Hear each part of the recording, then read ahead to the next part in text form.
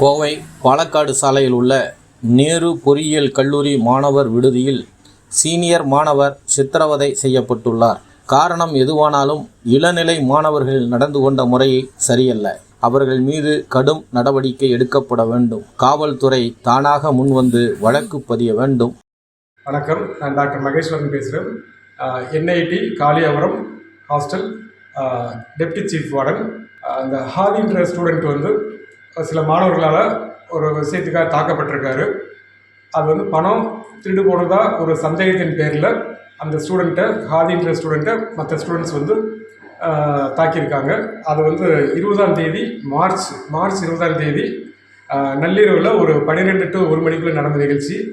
மறுநாள் காலை 21 வெள்ளிக்கிழமை, மறுநாள் காலையிலே வெள்ளிக்கிழமை அந்த பர்டிகுலர் ஸ்டூடெண்ட்டு, ஹாதின்ற ஸ்டூடெண்ட்டை தொடர்ந்து தாக்குதல் நடத்தியிருக்காங்க, அடிச்சிருக்காங்க.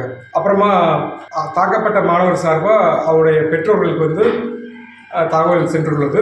பெற்றோர்கள் 22ஆம் தேதி காலையில், சனிக்கிழமை காலையில் மார்ச் 22 விடுதிக்கு கல்லூரிக்கு இது சம்பந்தமான தகவலை கேட்டுட்டு பையனையும் அழைத்து கொண்டு சென்றுள்ளார்கள். இதில் 22ஆம் தேதி சாயந்தரம் ஒரு 5:30 to 6:30 காலேஜ் சார்பாக, மேனேஜ்மெண்ட் சார்பாக NIT கல்லூரி முதல்வர், chief warden, college principal cum chief warden, அவர் ஒரு கமிட்டியை ஃபார்ம் பண்ணி, என்கொயரி கமிட்டி ஃபார்ம் பண்ணி 13 நபர்கள் அடையாளம் கண்டறியப்பட்டுள்ளார்கள். இந்த தாக்குதல் சம்பந்தமாக அவர்களுக்கு உடனடியாக சஸ்பென்ஷன் ஆர்டர் கொடுக்கப்பட்டுள்ளது.